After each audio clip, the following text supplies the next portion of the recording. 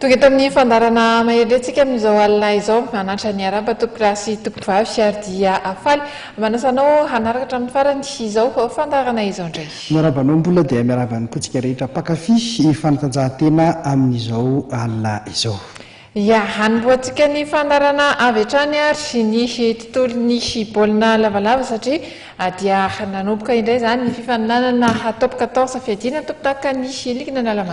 Raha an'izay andro voalohany izay aloha dia tsara fanomboana avokoa ireo ekipa lehibe izay any hoe ireo tafiditra tao anatin'ny top 8 dia samy nivoaka nandresy avokoa tamin'ity andro voalohany ity afa-tsy ny TAM Anosibe irery any izay iresiny zareo US Ankadifotsy tamin'ny isa 7 io ihany koa no fanadidina ao rahantsika io sary ny lalaon'ny zareo avetsy Anosibe sy Ankadifotsy io.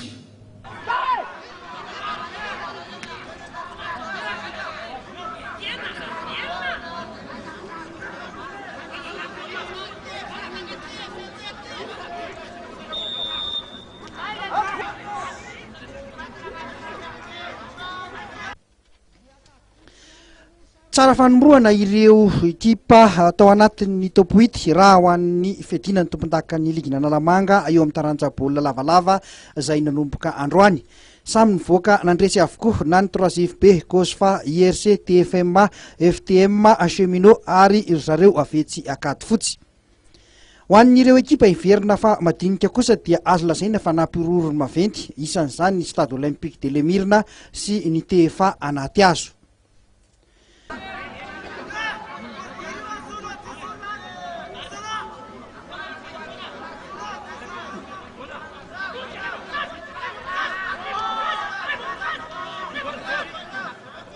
Raha hoan'ny ity lalao arahantsika amin'ny sary ity ary dia ny fihaonana teo amin'ny zareo TAM Anosibe sy zareo US Ankadifotsy manao akanjo maitso amin'ny sary.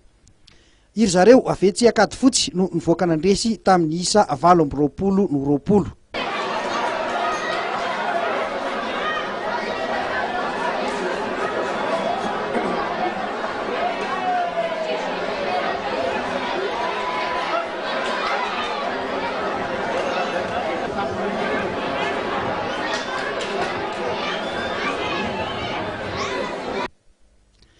Teo amin'ny fizara-potoana voalohany dia hita ho nitovitovy ihany ny lalaon'ny rotota ary lazaina mihitsy ary hoe ny fandanja satria dia 20-70 ny isa teny amin'ny solaitra be nitarika zareo Ankadifotsy.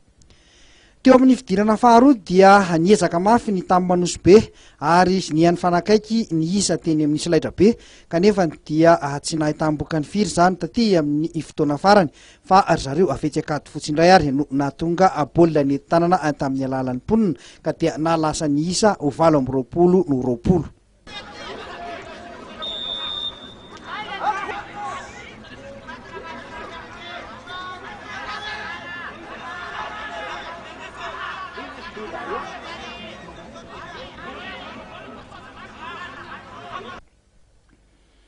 Ity arahantsika amin'ny sary ity kosa indray dia ny fihaonana voalohany tamin'ity androany ity dia ny fihaonana teo amin'ny CCA natao madinika manao akanjo manga sy zareo IRC manao akanjo mavo amin'ny sary.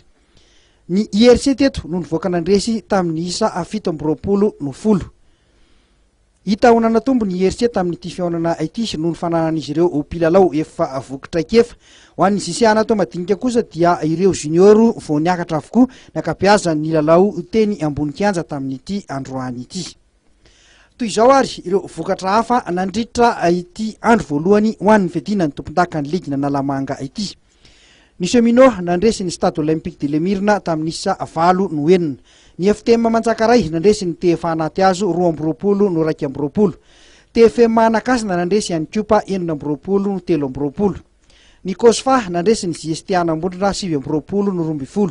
Ny 3FB nanamotsana ny savoniry tropikala tamin'ny isa 4-20-20. Ny TAM Anosibe dia naresy ny zareo avetsy Ankadifotsy tamin'ny isa 8-20-20.